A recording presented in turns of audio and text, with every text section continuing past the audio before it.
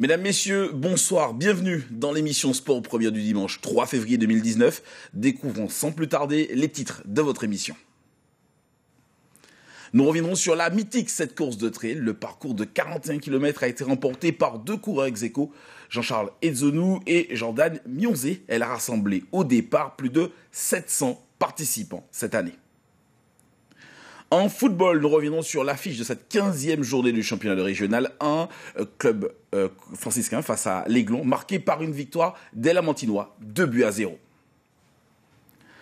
En boxe, nous ferons aussi un focus sur le nouveau champion de France lourd léger, Jean-Jacques Olivier, plus connu sur le nom d'Hercule. Il est notre invité ce soir.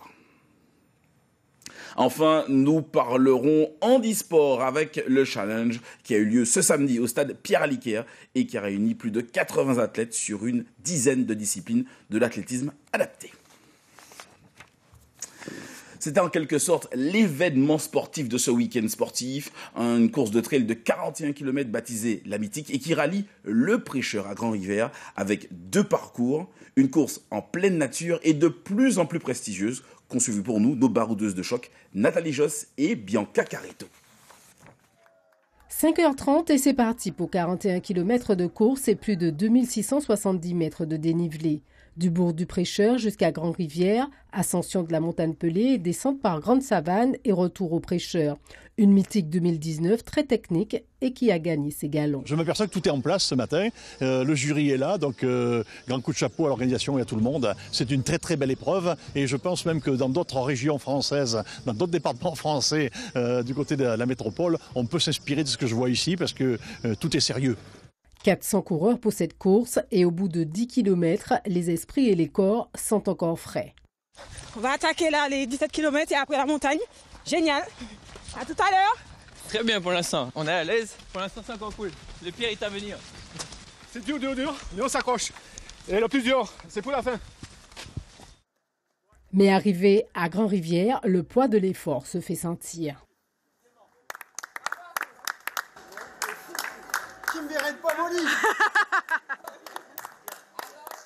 Et pendant ce temps-là, les 300 coureurs de l'autre course, la Méticuole, se sont élancés, eux, à 6h30, 23 km avalés en 2h28 par le premier, David Olympia.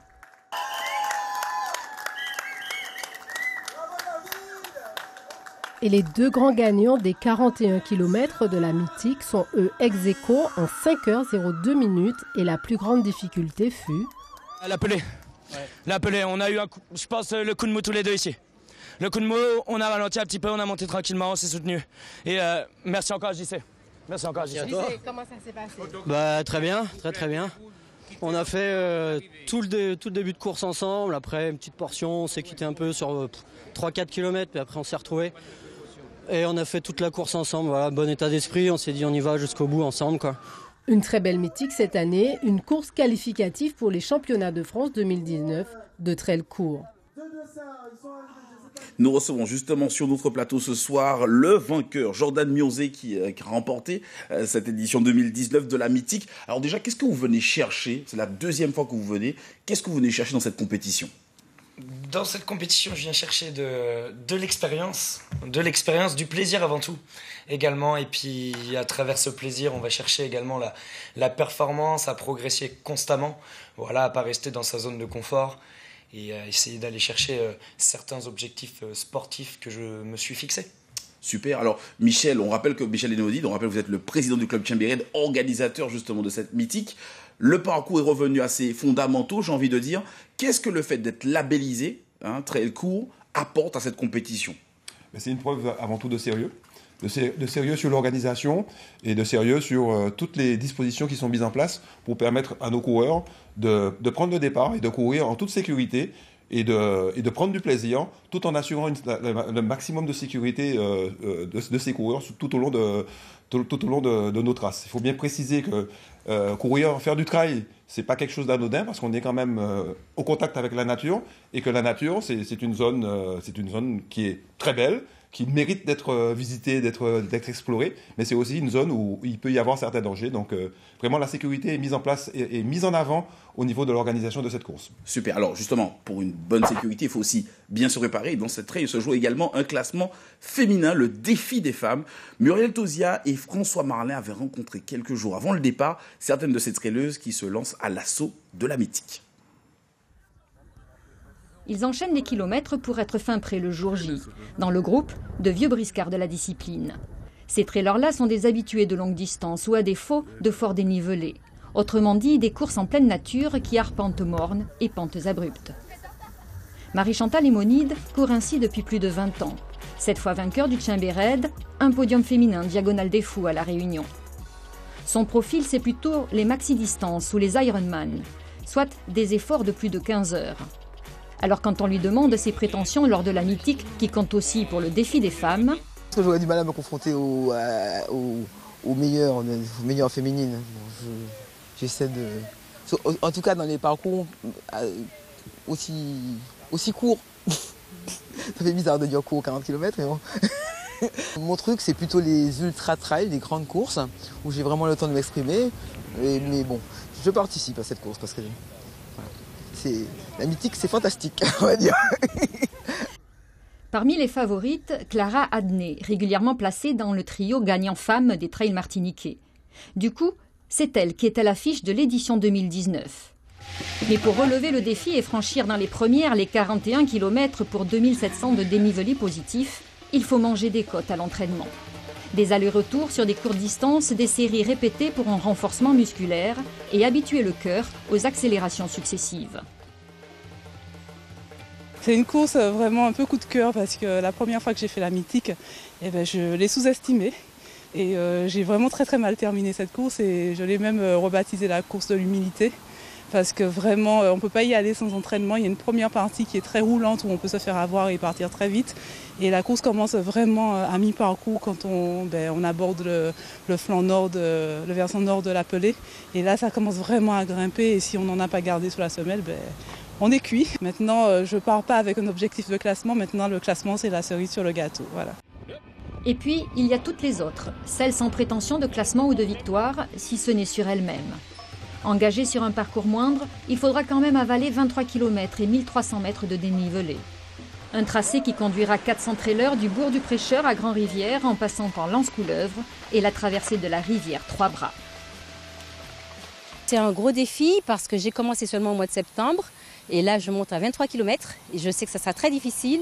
Mais le trail pour moi c'est me dépasser chaque jour un peu plus, aller chercher ma force intérieure. Pendant des années j'ai marché et je me suis dit un jour pourquoi pas ne pas essayer la course parce que j'adore la nature déjà. Donc courir dans la nature pour moi ça a toujours été un défi et aujourd'hui j'avoue que j'adore courir. Cette année, nouvelle distance, nouvel enjeu, 223 femmes se lancent le défi sur les 2 parcours. En tout, 759 trailers tentent l'aventure mythique du trail. Et la première femme justement de cette mythique, c'est Elisabeth Roublik, elle est 33e au scratch. Elle est avec nous ce soir. Bonsoir. Bonsoir.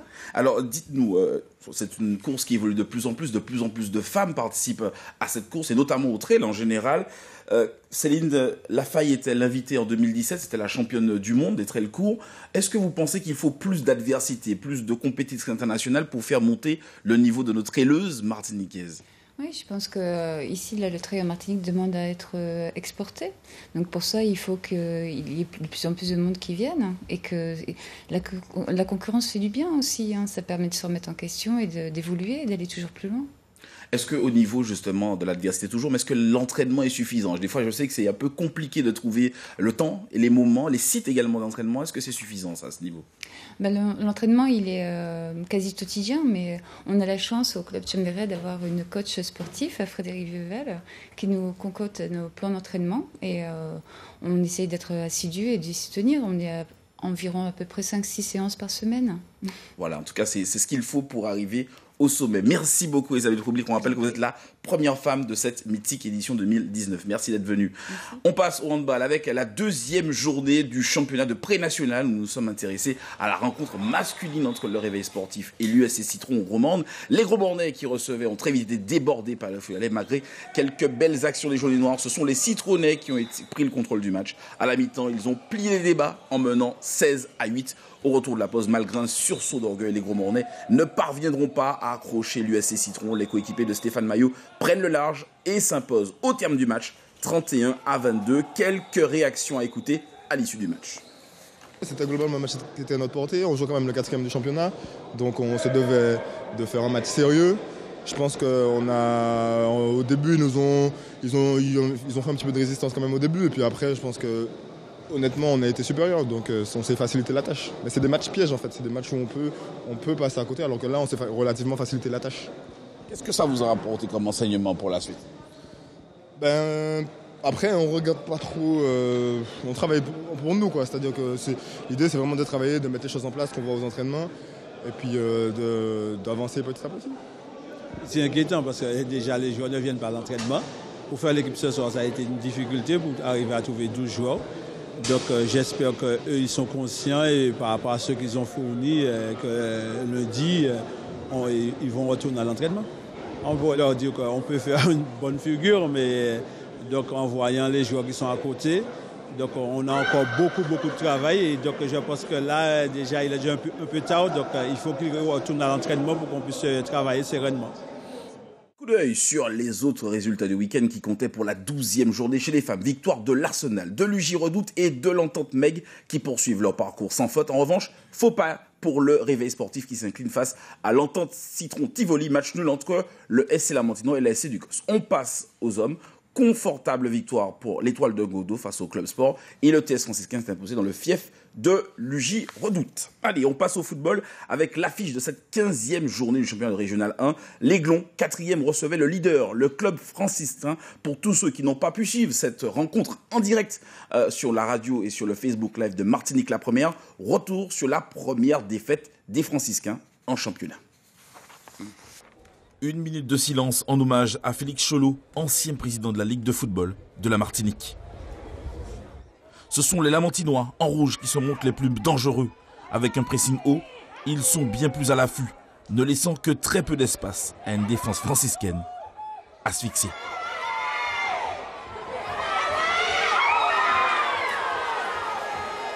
On a manqué d'agressivité, surtout en première mi-temps, et puis on se fait surprendre par une belle équipe de l'Aiglon qui en 20 minutes nous met 2 buts. On a tenté de réagir, peut-être un petit peu trop tard, quelques occasions, des poteaux, mais ça fait aussi partie du jeu. On a vu une belle équipe de l'Aiglon, on tâchera dès la semaine prochaine de rebondir et continuer notre marche en avant dans son championnat. Des Lamentinois efficaces qui inscrivent en moins de 2 minutes 2 buts. Le premier par José Goron et le second par Maël Créfard.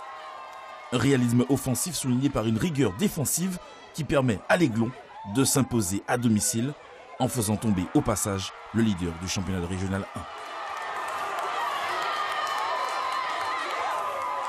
1. On savait que sans prendre de but, on aurait eu de grandes chances de marquer. On marque quasiment tous les matchs.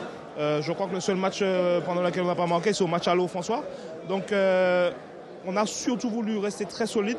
Et moi, bien sûr, une fois que la défense est un petit peu débordée, ce qui a été rarement le cas quand même ce soir, parce qu'ils ont vraiment fait un gros match devant moi. Il s'agissait pour moi d'essayer de rattraper quelques erreurs, mais vraiment tout le monde a été concentré. On a fait quelques erreurs, on s'est mis tout seul en difficulté souvent. Et c'est sur ça qu'il faudra qu'on travaille, parce qu'on sait qu'en restant rigoureux, on peut mettre pas mal d'équipes en difficulté dans ce championnat. Seule consolation pour les franciscains, la défaite de leur dauphin, le Golden Lion, qui leur permet de conserver leur statut de leader. En revanche, pour les Lamentinois, belle opération, puisqu'ils gagnent 4 points et grimpent à la 3e place du championnat de Régional 1. Autre résultat marquant du week-end. Notez 3 défaites, celle du Golden Lion dans le derby joséphin, celle de la Samaritaine face au New Star et celle de l'US Robert face au club colonial. 3 matchs nuls également durant cette 15e journée. Au classement, donc le club franciscain et le Golden Lion, respectivement 1er et 2e. L'Aiglon prend la 3e place et le club colonial passe également d'une place à la 4e. En revanche, les choses se compliquent de plus en plus pour le Golden Star et l'émulation. L'Assaut de Saint-Pierre est lanterne rouge.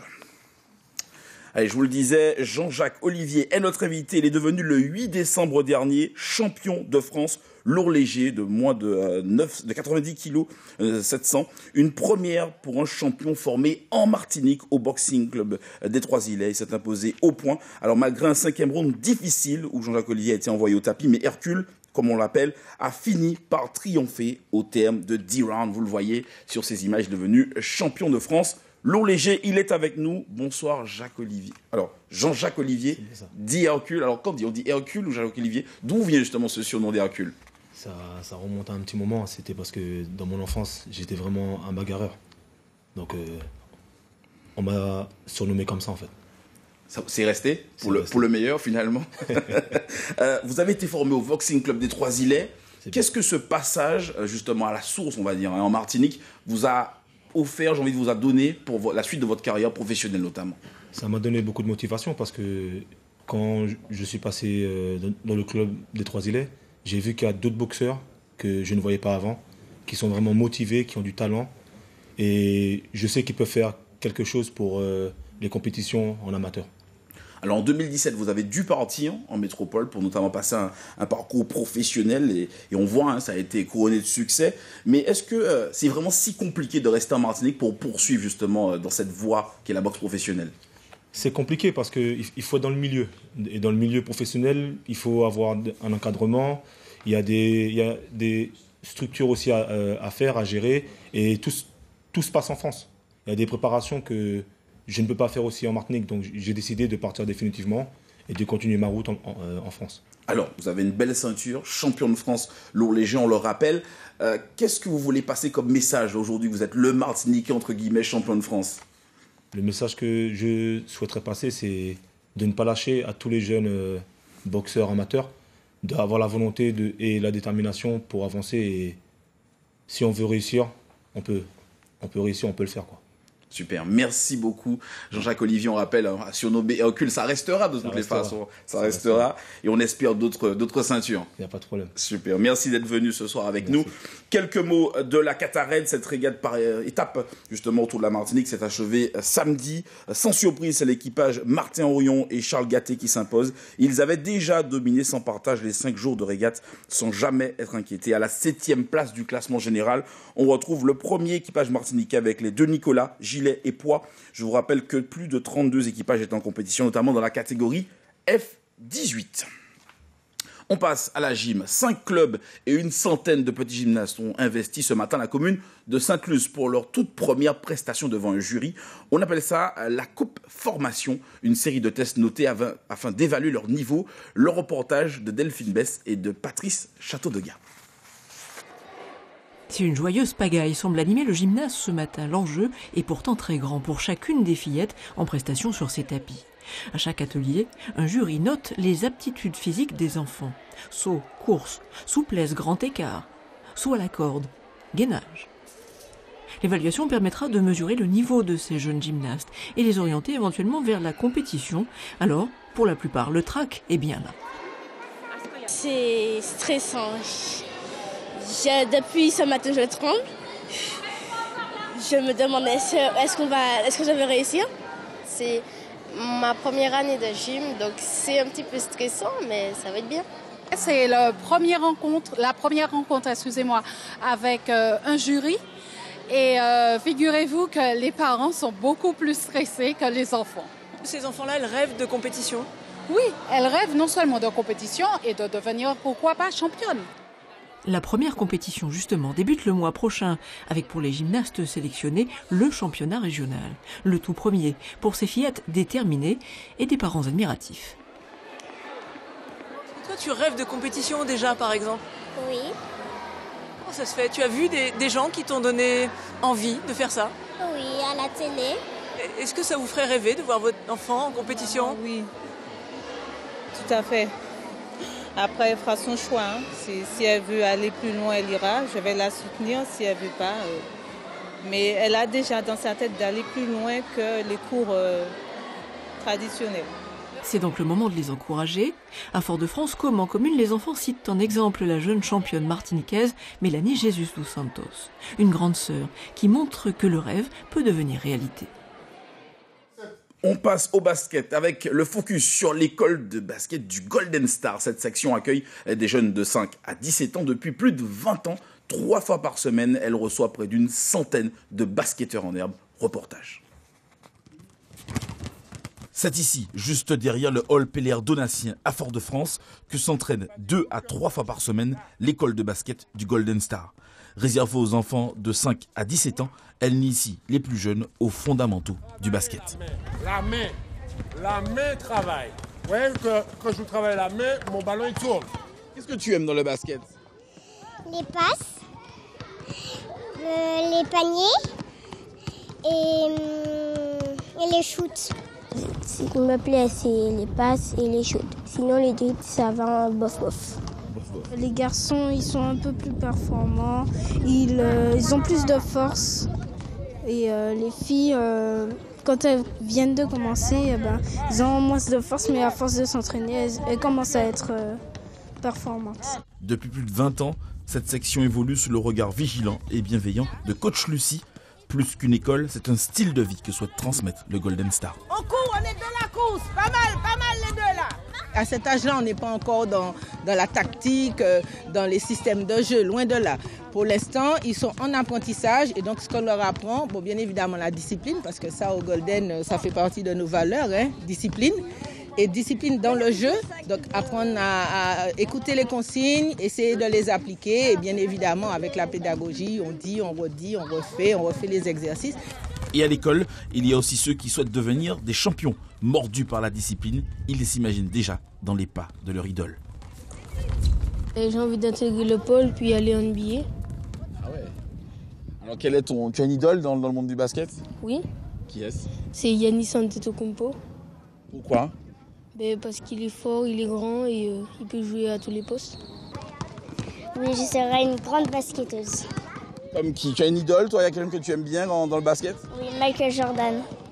Et pour progresser, ils peuvent compter sur les conseils avisés de Georges Vestris, fort de ses 200 sélections en équipe de France. Les jeunes ne veulent pas arriver et puis rentrer dans la compétition comme ça. Ils ont besoin de l'acquis des anciens pour pouvoir se familiariser et pouvoir arriver à jouer convenablement. Avec plus de 200 jeunes formés chaque année, l'école de basket du Golden Star est l'un des plus importants pôles de formation de la Martinique. Les futurs champions. On termine avec le challenge handisport qui se déroulait ce samedi au stade Pierre-Aliquer. Une belle compétition où les athlètes sont allés au bout d'eux-mêmes. Jugez plutôt avec ce reportage. Dépasser son handicap. C'est le moteur des sprinteurs qui se sont élancés sur la piste du stade Pierre-Aliquer ce samedi matin lors du challenge handisport. Avec la ligne d'arrivée comme point de mire, les sportifs dotés d'un immense courage sont allés chercher au fond d'eux-mêmes, plus qu'une performance, un autre regard. Courir vite, mais attention pour bien gagner. Que ce soit au concours de saut ou au lancer, les 80 athlètes en compétition n'étaient pas venus faire de la figuration. Comme au haut niveau, ils ont mis en avant leur technique pour grappiller de précieux points. 5,44, c'est incroyable. Et quand on est assis, il faut vraiment reculer comme il faut pour prendre l'élan qu'il faut pour lancer au plus loin. Mais c'est surtout que comme on a 4 kilos dans la main, donc il faut vraiment trouver la façon pour bien lancer ça comme il faut. Et sinon, ça va pas aller loin. Si ce challenge est qualificatif pour les Jeux nationaux, il est déjà en lui-même une grande victoire pour les éducateurs qui œuvrent chaque jour aux côtés de ces sportifs pleins de mérite. Je dirais que c'est un vecteur pour permettre de remettre le corps en mouvement avec ses possibilités, mais aussi de travailler l'effort, la persévérance. Vous savez, c'est l'esprit du sport qui peut aider aussi à aller au bout d'un projet, au bout d'études, au bout de... Voilà. Et de s'adapter et de continuer quand même son chemin. Michel Ovepierre fait partie de la vingtaine de talents prometteurs repérés par la Ligue handisport de la Martinique. Bien qu'elle débute tout juste, elle prend déjà tout l'enjeu que représente le sport dans sa vie.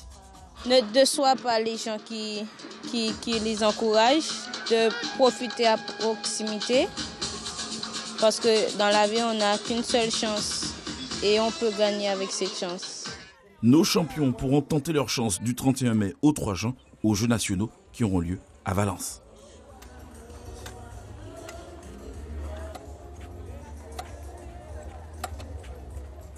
C'est la fin justement de ce Sport Première. Merci de l'avoir suivi.